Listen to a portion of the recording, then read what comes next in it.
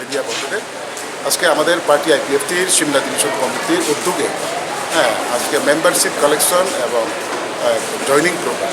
তো আমি অনেক আনন্দিত। আজকে আমাদের পার্টি আইপিএফটির অনেক নেতৃত্ব, সেন্ট্রাল জেনারেল সেক্রেটারি থেকে শুরু করে সব নেতৃত্বরা আজকে এই মিটিংয়ে অ্যাটেন্ড হয়েছে এবং আজকে আমরা শান্তিপূর্ণভাবে প্রোগ্রাম করতে পারছি এবং হাউসফুল আমাদের সমর্থন সবাই আমাদের কর্মীরা আছে আমাদের আজকে এই প্রোগ্রামে।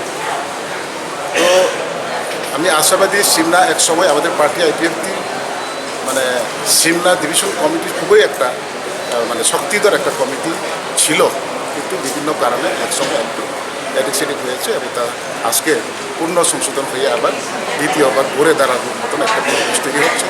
এবং আমি আশাবাদী আজকে আমাদের 25 পরিবারের 87 ভোটার বিভিন্ন রাজনৈতিক দল ছেড়ে আমাদের পার্টি জয়নিং, আমরা একই মাত্র জয়নিং প্রোগ্রাম আমাদের অনুষ্ঠান। তো আমি আশা রাখবো সিমলা আবার আগের যে অবস্থা আবার আমরা ফিরে পাচ্ছি। তো সমস্ত ত্রিপুরা রাজ্যে পার্টি আইপিএফটি